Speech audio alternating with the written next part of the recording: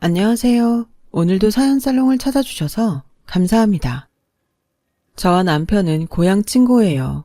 어렸을 적 저희가 살던 고향은 시골로 치면 깡시골이었는데요. 저희는 고향에서 밤도 줍고 열매도 따먹고 졸졸 흐르는 시냇물에 얼굴도 담그면서 그렇게 놀곤 했어요. 지금의 서울살이를 하시는 젊은 분들이라면 상상도 하지 못하겠지만 그땐 별다르게 놀 게 없었어요. 그러다 저와 남편이 연인관계로 발전하게 된 건 각자 서울에 상경하고 나서부터였는데요. 사투리를 아직 벗지 못한 저와 남편은 서로를 보자마자 고향 친구 만났다는 기쁨에 얼싸안고 눈물까지 글썽였어요. 그러면서도 당시 장난기가 많던 남편은 저를 구박하더라고요. 야, 유진이 너는 촌스러운 얼굴 그대로구나. 누가 할 소릴? 너도 마찬가지거든. 우리 이렇게 만났으니 오늘 2차, 아니 3차까지 달려보자. 오랜만에 고향 친구 만나니 참 좋네. 그 만남을 기점으로 저희는 그렇게 해서 금방 친해지게 되었고 어느새 서로 누가 먼저 연락하지 않아도 만나는 사이가 되었어요. 오래 같이 붙어 있으면 가구에도 정이 든다고 하잖아요. 저와 남편도 딱 그랬어요. 낯선 서울살이하며 힘든 거 서로 위로해주고 응원해주고 하다 보니까 만나면 놀리기 바쁜 친구가 아닌 남자 여자로 보게 되더라고요. 먼저 고백한 건 남편이었어요. 야, 저기 내가 좋은 데 하나 알거든? 가서 밥이나 먹자. 남편은 그날따라 어쩐지 잔뜩 긴장한 느낌이었어요. 뭔 말을 해도 버벅거리고 제가 질문을 해도 잘 알아듣지 못하고 그땐 왜 그러나 했더니 식사가 끝나고 남편이 장미꽃 한 다발을 가지고 와 제 손에 덥석 쥐어주며 한 말에 그제야 이유를 알 수 있었죠. 나 오늘 엄청 떨었다. 너 만난다고 잔뜩 꾸민다고 꾸몄는데 별로인 것 같기도 하고. 아무튼 나는 너를 여자로 보는 것 같다. 그러니 우리 한번 만나보자. 나름 남자답게 터프하게 한 고백이었지만 정작 저는 그 고백에 빵 터져버렸어요. 얼굴이 벌개져선 버벅거리며 고백을 하는데 그 모습이 꼭 초등학교 남학생같이 순박하고 귀여워 보였거든요. 아무튼 저는 그렇게 해서 남편과 연애에 돌입했고 금방 결혼 이야기까지 오가게 되었어요. 결혼을 준비하면선 딱히 어려운 것도 힘든 것도 없었어요. 상견례도 무리 없이 진행되었죠. 시어머니도 제가 고향에서 이미 알고 지내던 분이라 예물이니 예단이니 이런 것들도 양가 집안의 합의하에 잘 이루어졌어요. 하지만 남편과 갈등을 빚었던 부분이 있었으니 그건 바로 집 문제였어요. 여기서 애도 낳고 기를 건데 애 생각해서라도 20평대의 작은 집은 무리야. 나는 큰 집에서 시작하지 않아도 된다니까. 우리가 가지고 있는 돈에서 적당한 집을 구해서 시작하고 싶어. 그런데 남편은 여기서 반대를 하더군요. 신혼집인데 좋은 집에서 시작하고 싶다며 무리하게 큰 금액의 대출을 끌어당겨 집을 하고 싶다면서요. 그것도 좋은데 우리 앞으로 나가야 할 돈 생각하면 굳이 처음부터 무리할 필요는 없잖아. 난 자기랑 어디서든 상관없어. 아, 나는 싫어. 내가 용납이 안 돼, 그건. 제가 아무리 그렇게 말해봤자 남편은 요지부동이었어요. 그리고 어떻게든 자기는 널 책임지고 살 거라면서 큰 집에 살겠다고 벅벅 우기더군요. 남편이 그리하니 저도 더 의견을 내세우지 못하겠더라고요. 그래서 어쩔 수 없이 결혼식도 꽤 큰 비용으로 치루었고 신혼집도 형편에 맞지 않는 큰 집으로 가게 되었어요. 무리해서 마련한 집이지만 그래도 어쨌든 여기서 남편과 새롭게 시작한다는 사실만으로 좋았던 것 같아요. 어쨌든 우리만의 보금자리이고 여기서 아이도 낳고 기르고 할 테니 미래를 상상하면 더더욱 기대가 되었죠. 하지만 결혼을 하면 그 사람에 대해 새롭게 알게 된다고 하잖아요. 제 경우가 딱 그랬어요. 결혼을 하고 나서 남편이 허세가 심하고 낭비벽이 심하다는 걸 알게 됐어요. 남편은 뭐든 남들 앞에서 내세우는 걸 좋아했어요. 누군가에게 지는 것도 무척 싫어했고요. 반드시 자기가 가지는 물건은 좋은 것이어야 하고 차도 국산은 끌고 다니기 창피하단 이유로 시댁에까지 손을 벌려 외제차로 바꾸어 버렸어요. 한마디로 자존심도 강하고 고집도 센 그런 사람이었죠. 도대체 결혼 전엔 왜 그런 부분이 보이지 않았는지, 내가 몰랐던 건지, 어쨌든 남편의 그런 면을 알게 된 이후론 남편과 조금씩 마찰을 빚기 시작했어요. 여보, 시계를 또 샀어? 자기 가지고 있는 거 있잖아. 내가 사준 거. 아, 그건 낡았어. 1년이나 꼈으면 됐지. 나보고 그걸 끼고 다니라고? 이번에 동창회도 있어서 사람들 만난단 말이야. 창피하게 그 낡은 시계를 어떻게 끼고 다니냐? 그 시계는 낡지도 촌스럽지도 않았습니다. 백화점에서 제가 생활비 쪼개고 쪼개 아껴서 남편 생일 선물로 사준 브랜드 시계였어요. 그런데도 남편은 동창회에서 친구들 만나 자랑할 거리 하나 있어야 한다며 무리하게 시계를 사들이더군요. 저는 정작 생활비 한 푼이라도 아끼려고 세제도 가장 저렴한 걸로 사고 제 화장품도 인터넷에서 유통기한 임박한 거 사면서 어떻게든 줄이려 하는데 남편이 그러고 다니는 꼴이 너무 한심스럽고 한편으론 너무 화도 났습니다. 그래서 어느 날은 한번 잡고 남편의 소비에 관한 이야기를 했어요. 여보, 당신도 이제 직장에서 자리 잡았고 나도 그래. 근데 당신 이렇게 물 쓰듯 쓰다간 저축도 못하고 나만 하는 것도 없겠어. 우리 아이 가질 생각해서라도 이제부터 저축해야지. 아, 알아. 누가 모른대? 누가 물 쓰듯 돈을 쓰냐? 그리고 우리 아직 젊어. 돈 벌 날들은 앞으로도 많다고. 지금 좀 쓰면서 살아도 된다고. 넌 대체 뭐가 그리 못마땅해서 남편 돈 쓰는데 떽떽거리냐? 억울하면 너도 써. 당신이 그렇게 쓰는데 내가 쓸 틈이 있어? 당신은 동창회 나가 새시계 떵떵거릴 수 있지? 난 고작 나가봤자 동네 마트야. 돈 없어서 친구도 못 만난 지 오래고 만나면 공원이나 집이야. 거긴 돈이 안 드니까. 그리고 허리 아픈 우리 엄마한텐 병원비 한 푼 못 드리고 있다고. 내가 이런 얘기를 다 해야 해? 어이없네. 야, 장모 허리 아픈 걸 왜 우리 돈으로 해야 돼? 그건 네 돈으로 해야지. 우리 결혼 전에 말하지 않았나? 각자 부모님은 각자 챙기기로? 저는 정말이지 그때까지 남편이 그렇게 고집을 통해 꽉 막힌 인간인지 몰랐어요. 이건 아예 대화가 안 통하더라고요. 제 돈이 없는 이유는 남편이 쓰는 돈이 너무 많이 나가서인데 남편은 그 단순한 사실 하나 파악하지 못하고 뻔뻔스럽게 왜 자기가 장모에게 돈을 줘야 하냐며 저러고 있었습니다.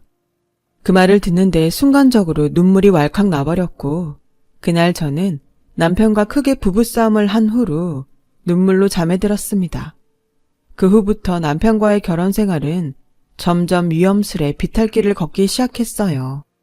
한때 서로밖에 없고 서로가 서로에게 위안이었던 시기는 기억 저편으로 사라진 지 오래였죠. 거기다 시어머니도 도통 만만치 않았어요. 각자 부모님은 각자 챙겨야 한다는 약속은 저에게만 해당된 것이었는지 남편은 시어머니에게 제가 대리 효도를 하길 바라더군요. 야, 우리 엄마가 오늘 한의원 혼자 갔다고 하는데 넌 시어머니 옆 동네에 살면서 어떻게 그걸 내버려둘 수 있냐?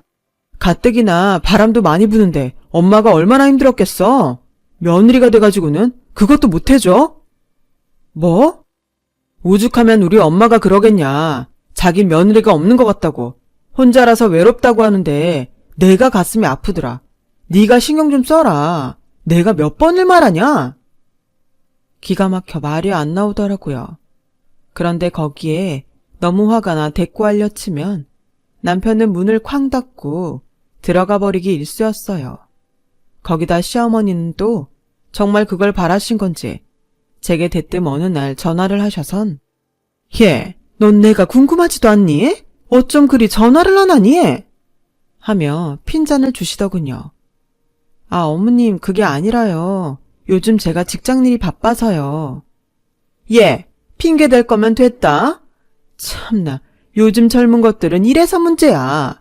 시부모가 있어도 봉양할 생각은 않고 버려두고 그저 지들 좋을 대로만? 옛날이었다면 꿈도 못 꿨을 얘기야. 아니? 내가 그나마 마음이 넉넉한 편이라 넘어가 주는 거다. 나한테 고마워해야 한다고. 처음엔 시어머니도 섭섭하실 수 있다고 생각했어요. 아버님 일찍 보내시고 혼자가 되신 지 얼마 안 됐으니 자식에게 며느리에게 더 기대고 싶을 수 있을 거라 여겼어요.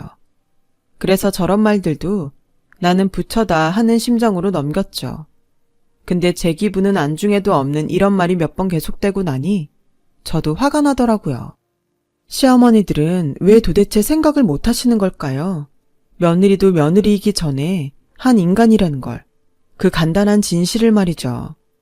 그러던 어느 날은 시어머니께서 장을 보셨다고 여지없이 저를 부르시길래 저도 못 참고 한마디를 했어요.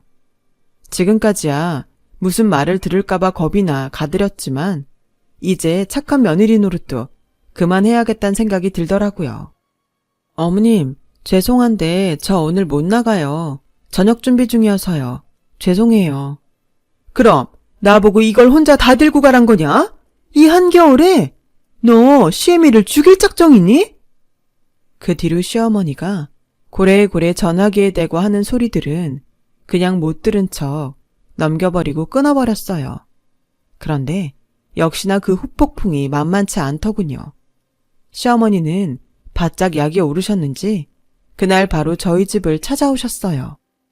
얘, 내가 너한테 이런 부탁 뭐 매일 하니? 나 오늘 하루 너한테 부탁했다. 근데 시애미 말이 우습니? 내가 만만하니? 어쩜 그리 야박하고 모질게 내 부탁을 쳐낼 수가 있냐? 가뜩이나 내가 너 고향 사람이라 어렸을 적부터 봐왔던 애라 좋게 좋게 넘어가지고 봐주려고 했다. 모자란 구석이 있어도 그랬거니 하고 이쁘게 보려 했어. 근데 하는 짓마다 어쩜 그리 이기적이고 너밖에 모르니? 너 그래놓고 네 친정 가서는 시애미 잘 모신다고 하지? 어? 기가 막혀서 원. 나한테 이러니 네 남편한테 어떻게 할지 안 봐도 비디오다 얘. 어머님, 어머님이 저한테 장본고 들어달라 하신 거 한두 번이 아니시잖아요. 제가 그때마다 하던 일 다 때려치우고 갈 수는 없는 노릇이고요. 저도 제 할 일이 있어요, 어머님. 제 생활도 존중해 주세요. 얼어 죽을? 네가 할 일은 무슨 할 일? 너 직장에서 버는 그깟 푼돈 그거 안 벌어도 된다. 그 돈은 우리 진환이가 다 메꿀 수 있어. 너 돈 좀 번다고 으스대는 모양인데 그럴 거면 그만둬라. 그냥 집에서 집안일이나 열심히 해. 그게 우리 아들 위한 길이고 이 집안 위한 길이다. 어디서 여자가 바깥일을 한다고 설쳐대선. 아무튼 너 내가 분명히 경고하는데 앞으로 내 전화 그런 식으로 받다간 내가 두 손 걷고 너네 둘 이혼시킬 줄 알아라. 시어머니의 막말이 그쯤 되니 철없던 남편도 슬슬 제 눈치를 보기 시작했고 저는 더 이상 분노를 참지 못했습니다. 제 머릿속에 이혼이라는 두 글자가 둥둥 떠다니는데 정말 목구멍 밖으로 그 말이 나올 것 같더라고요. 그래도 저는 저 나름대로 화를 가라앉힌다고 어머님께 정중히 나가달라고 했어요.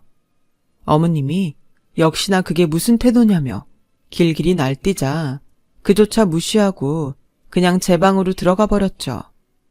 그 후 시댁과 한동안은 교류가 없었어요.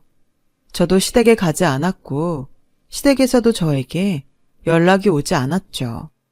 저녁마다 남편 통화하는 목소리를 들어보면 남편에게 제 욕을 하시는 것 같았는데 그러거나 말거나 무시했어요. 그러던 어느 날 며칠 제 비위 맞춰준다고 잘해주는 것 같던 남편이 그러더라고요. 야, 네가 사과해 우리 엄마한테. 내가 왜 사과해야 하는데? 너 때문에 우리 엄마 마음이 상했잖아. 하나뿐인 며느리한테 그런 소리 듣고 괜찮을 시어머니가 어디냐? 우리 엄마 불쌍하지도 않아? 당신은 당신 어머니 편드는 거 이제 지겹지도 않니? 그러는 당신은 왜 우리 엄마한테 안부 전화 한번 안 하는 건데? 원래 사위는 장모한테 전화하고 그러는 거 아니야. 장모님이 오히려 불편하시다고.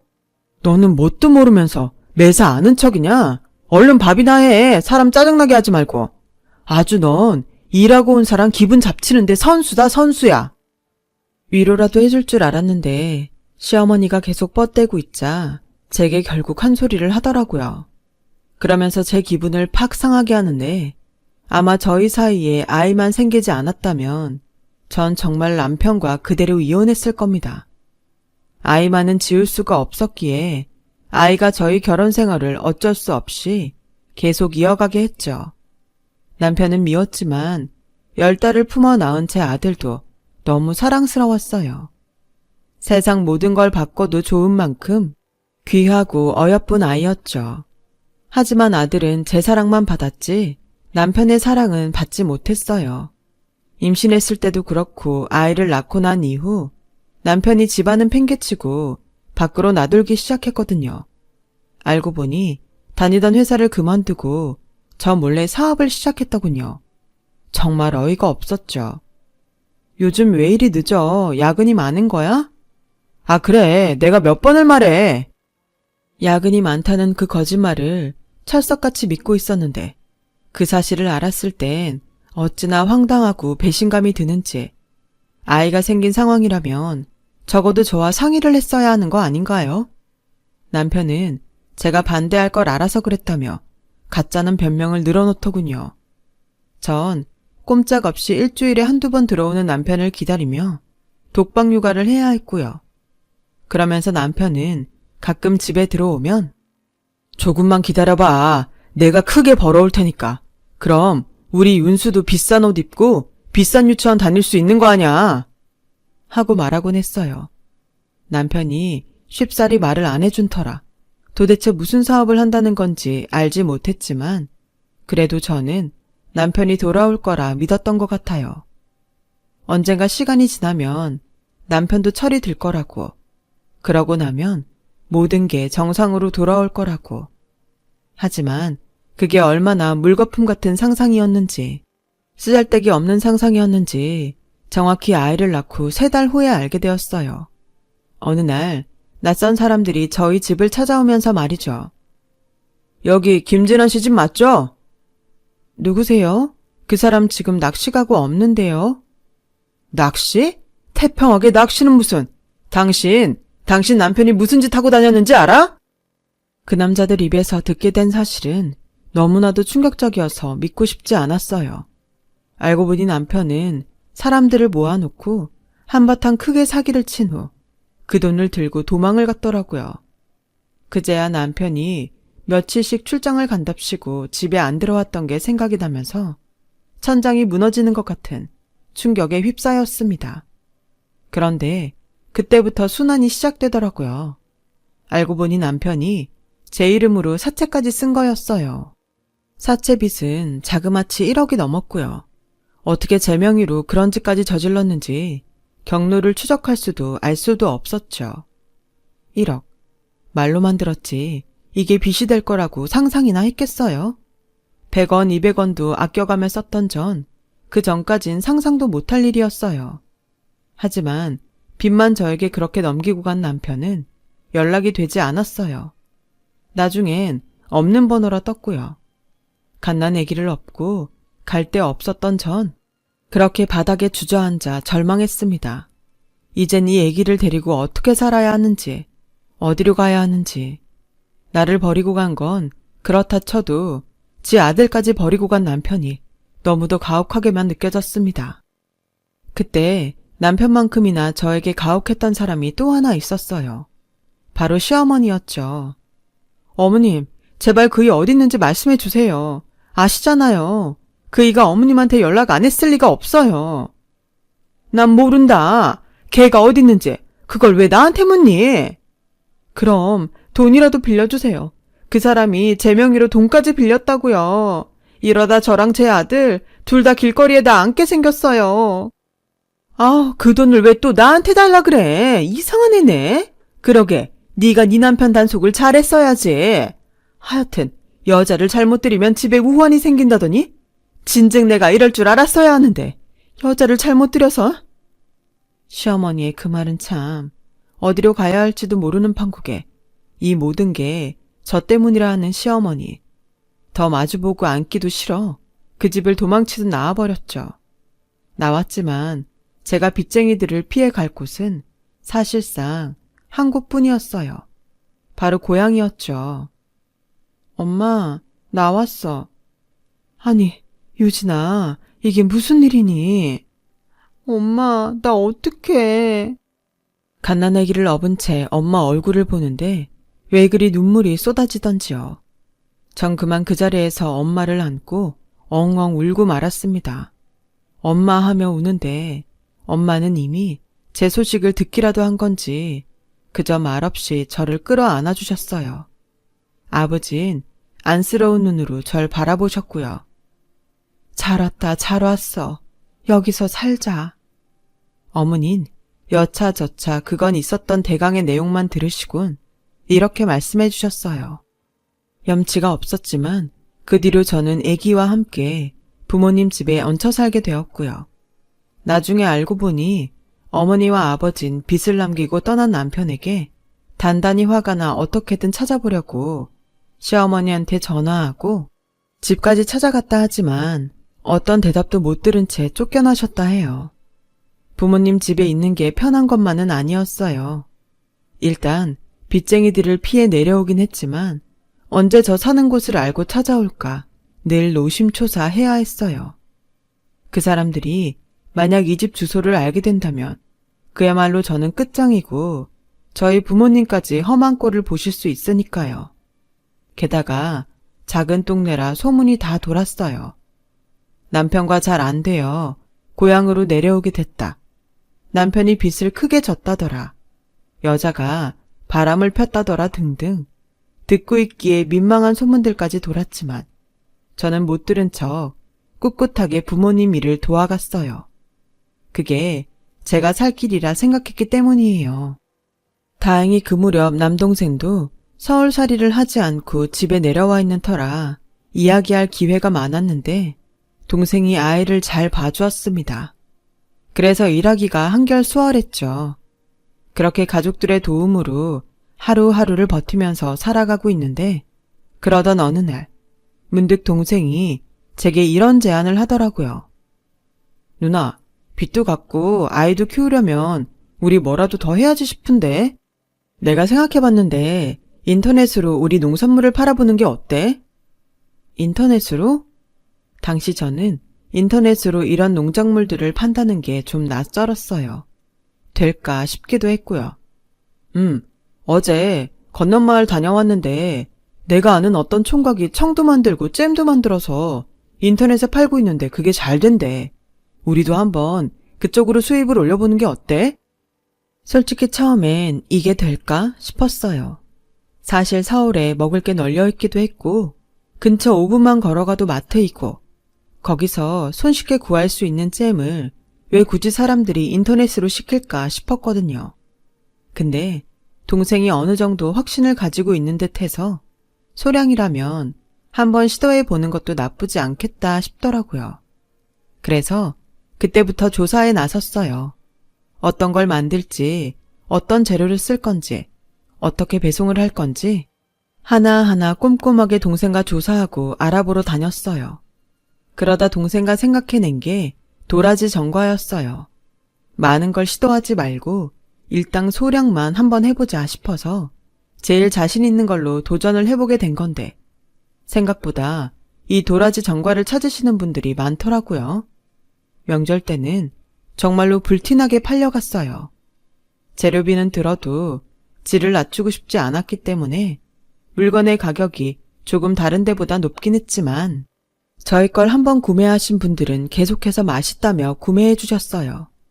제품에 평을 쓰는 공간도 있었는데 거기에 글도 잘 달아주시고요. 성공하게 될지 몰랐지만 그런 식으로 돈을 벌게 되니 부모님도 너무 좋아하셨어요. 우리 유진이 유민이 덕분에 엄마 아빠가 아주 호강을 하네. 호강해. 고맙다 우리 딸. 그간 고생 많았는데. 말씀을 못 이으시고 눈물을 글썽이는 엄마와 아빠의 모습을 보니 저도 덩달아 울컥했어요. 그렇게 한 푼 두 푼 모아 저는 드디어 1억이 넘는 그 어마어마한 빚을 갚을 수 있었어요. 빚을 갚은 날엔 드디어 모든 짐을 벗은 듯 했어요. 그제야말로 자유란 생각이 들더라고요. 늘 돈이라는 거대한 무게가 가슴을 짓누르고 있는 것만 같았는데 거기서 벗어난 기분. 어쩌면 이 기분을 공감하시는 분이 있을지도 모르겠어요. 그리고 경제적으로 안정이 되다 보니 어느 정도 마음의 여유가 생겼고, 그러면서 아이 키우는 것에도 한결 더 신경을 쓸 수 있게 되었습니다. 그간 동생이나 부모님께 맡기는 날들이 많았는데 이제는 제가 직접 돌보고 아이를 데리고 놀러가고 할 수 있었죠. 아이는 흙냄새도 좋아했고 물에 발을 담그고 노는 것도 좋아했는데 그럴 때면 저도 어렸을 때가 생각나 마음이 푸근해지곤 했습니다. 부모님도 하루가 다르게 커가는 아이를 보면서 이 행복이 오래도록 유지될 수만 있다면 더 바랄 게 없다고 말씀하시곤 하셨죠. 정말이지 평온한 나날들이었어요. 이 평온이 깨진 건 남편이 찾아오면서부터였어요. 잘 지냈어? 멋쩍은 얼굴로 저를 찾아온 남편이 저리 말하더군요. 지금 나한테 잘 지냈냐고? 제가 지금 헛것을 보는 건가 싶어 말도 나오지 않았는데 남편은 거의 노숙자와 다름없는 꼴로 찾아와 밥을 찾았어요. 나 배고픈데 밥 한 끼 먹을 수 있나? 아, 그 전에 장모님 장인어른부터 봐야지. 어디 계셔? 내가 당신한테 왜 밥을 줘? 그리고 당신이 왜 우리 엄마 아빠를 만나? 나한테 급이 떠안기고 사라질 땐 언제고 이제 와서? 나 이제 당신한테 나쁜 말 하고 싶지도 않아.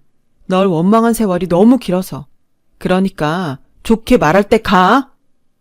그런데 남편은 가지 않고 그럼 우리 아들은 아들이라도 보게 해줘 하며 아들을 붙잡고 늘어지더라고요. 안 되겠다 싶어 어떻게든 남편을 몰아내기 위해 힘으로라도 남편을 끌고 가려고 소매자락을 붙잡았는데 남편 역시 힘으로 버티더라고요. 남동생이라도 부르고 싶었지만 부모님과 밭에 나가 있는 터라 그럴 수도 없었고요. 그런데 그때 자고 있는 줄 알았던 아들이 아빠 하면서 나오고 말았어요. 아들의 눈엔 한가득 눈물이 고여 있었고요. 남편은 마치 기다렸다는 듯 이렇게 컸냐며 엉덩이를 두드리는데 제겐 그 꼬락서니가 연기이고 가식 같았습니다. 우리 윤수 아빠 안 보고 싶었어? 보고 싶었지? 아빠 보고 싶었어. 왜 이렇게 늦게 왔어? 엄마가 아빠 백반만 자면 온다고 했는데. 아이고 그랬어? 사실 저는 아이에게는 말하지 못하고 있었어요. 차마 제 아빠가 빚을 온통 떠넘기고 잠수 탔다는 그런 소리는 못하겠더라고요. 그래서 어쩔 수 없이 외국에 나가 있다는 그런 거짓말을 했는데 그 말을 철석같이 믿은 아이가 남편을 보더니 보고 싶었다며 안긴 거예요. 남편은 기세 등등해졌는지 거봐 우리 아들도 날 이렇게나 보고 싶어 했네. 어떻게 나한테 안 보여줄 생각을 했어? 하며 저를 탓하더라고요. 기가 막히단 표현이 부족할 정도로 황당했죠.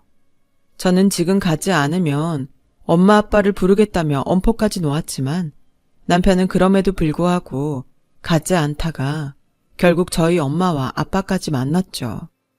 아니, 자네가 대체 무슨 낯으로 여기로 나? 이 몹쓸 놈아. 내 자식 눈에서 눈물 다 빼놓고 이 사람 같지도 않은 놈이. 장모님, 장인어른, 정말 죄송합니다.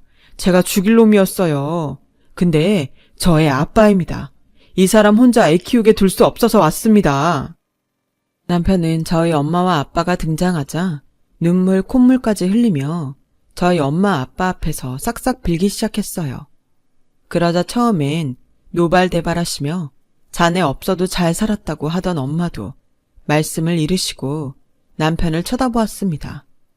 저는 남편이 단 1분 1초라도 제 아이 곁에 있는 걸 허락할 수가 없었어요. 자기 자식 한번 따스하게 안아준 적 없는 놈이 무슨 아버지인가요? 제 자식에게 절대 그 자리 내어주고 싶지 않았습니다. 그래서 허튼 수작 부리지 말라고 옆에 있던 물량동이를 들어 물을 획 끼얹어 버렸죠. 근데 이 남편놈이란 작자가 대단하더라고요. 그래, 나 당해도 싼 놈이지. 마음껏 퍼부어. 미안하다 유진아. 지금 당신 하는 짓이 다 우리 엄마 아빠를 우습게 보는 짓인 거, 날 기만하는 행동인 거 모르겠어? 가라고! 우리 아직 부부잖아 유진아. 우리 법적으로 부부야. 저는 말 같지 않은 소리를 하지 말라며 물량동이를 한 번 더 퍼부어 주었고 힘으로라도 남편을 붙잡아 끌어내었어요. 다행히 마침 들어온 남동생이 남편을 보곤 멱살을 잡아 그 길로 내쫓아버렸고요. 남편의 등장으로 집안이 풍비박산난 듯 어지러웠죠. 부모님이 괜찮냐며 제게 다가왔지만 괜찮다고 말할 기력조차 없었어요. 말 그대로 남편이란 폭탄을 맞은 것 같더라고요. 그런데 그날 밤 덜컥 저와 남편이 하지 못한 일이 생각나더라고요. 바로 이혼이었습니다.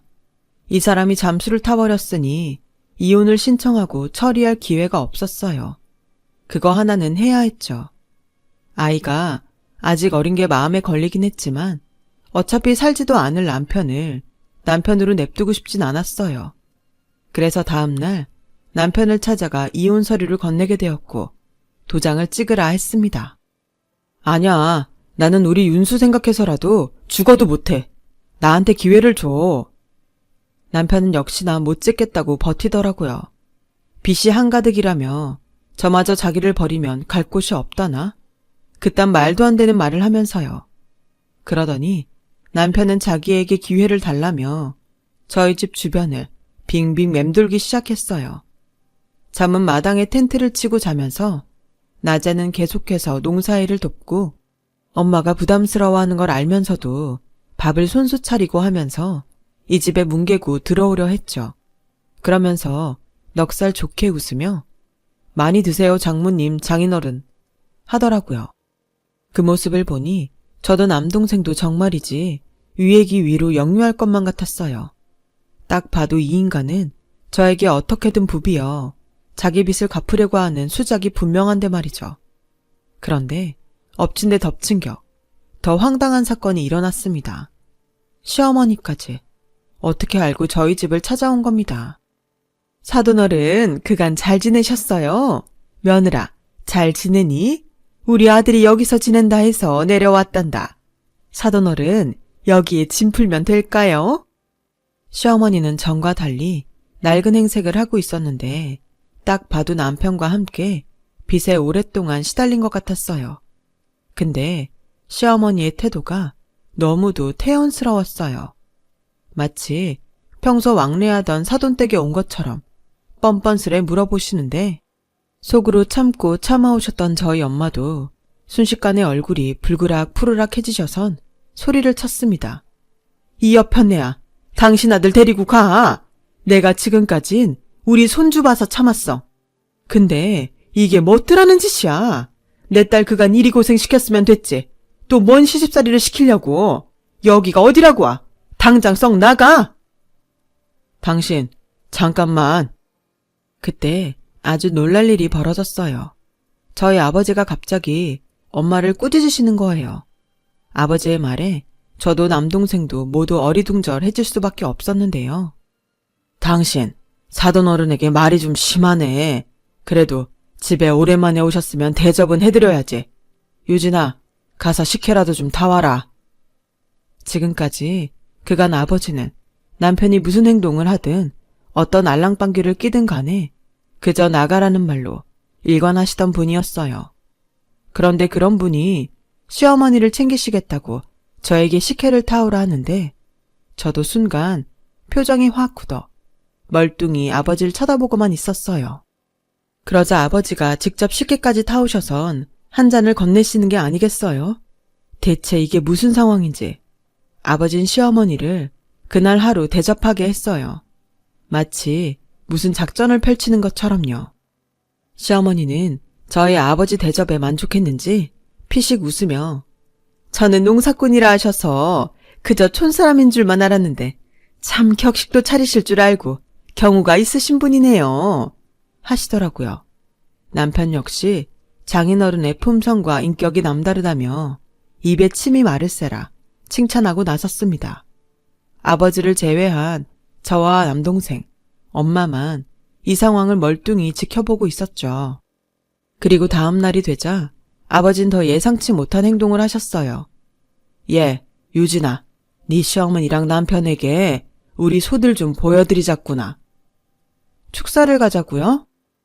아버진 고개를 끄덕이시더니 시어머니에게 가서 축사에 갈 테니 옷을 도톰하게 입으시라고 하곤 먼저 휘적휘적 걸어가셨어요. 전 영문을 모르고 일단 아버지를 따라갔고요. 뒤따라오는 남편과 시어머니는 싱글벙글이었습니다.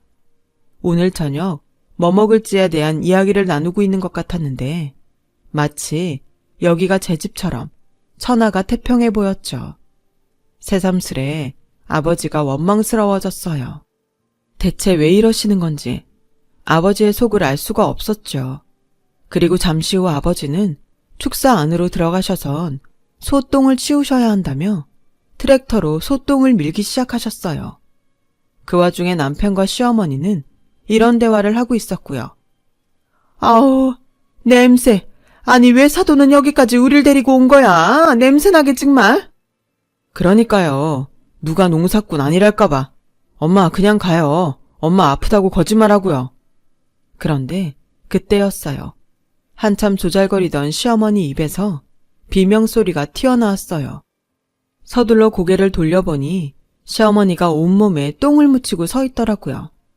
남편 역시 그 옆에 약간 똥을 맞아 얼떨떨한 표정으로 서 있었고요. 그때 제 눈에 삽을 들고 계시는 아버지가 보였습니다. 아버진 한 번 더 삽으로 소똥을 푸더니 그대로 남편 얼굴에 퍼부어 버렸어요. 이건 내 딸 고생시킨 값이다. 어디 염치도 없이 여길 와, 이 똥 같은 놈아. 넌 똥이라 이름 붙이기도 더러운 놈이다. 이런 미친, 당장 이 똥 못 치워요? 사돈! 시어머니는 말도 제대로 하지 못하고 울기 직전이셨고, 남편은 입에 똥이 들어가는지도 모르고 치우라 말라 명령을 하더라고요. 그제서야 저는 아버지의 뜻을 이해할 수 있었죠. 저도 삽을 들어 그대로 남편에게 퍼부어줬어요. 그러자 남편은 제가 뭐라 말도 못하고 어버버거렸고, 제가 한 번 더 삽을 들자 그대로 똥을 뒤집어 쓰고 시어머니와 혼비백산하여 달아났어요. 그 후 소똥이 많이 더럽긴 했는지 지금은 남편도 시어머니도 코빼기도 보이지 않아요. 이혼 서류엔 도장 잘 찍었고요. 드디어 남편과 이혼하여 남편이 아닌 전 남편으로 부를 수 있다는 게 얼마나 좋은지 몰라요. 저는 앞으로 전 남편에 대한 생각은 싹 지우고 고마우신 부모님과 남동생 그리고 아들과 함께 행복하게 살아나갈 예정이랍니다. 다만 걱정이 있다면 아들 녀석인데요. 아들이 가끔 전 남편을 보고 싶어 해서 마음이 좀 그렇긴 해요. 하지만 나중에 크면 찬찬히 설명해 줄 생각이에요. 아마 제 아들이니 이해해 주리라 믿어요. 더 용기 내서 잘 살아가 보려고 합니다. 지금까지 이야기 들어주셔서 감사합니다. 늘 건강하시고 가족끼리 항상 행복하시길 진심으로 바랍니다. 여러분, 사연 댓글에 응원과 현명한 조언 부탁드려요. 좋아요와 구독은 저에게 큰 힘이 됩니다. 오늘도 좋은 일 가득하세요.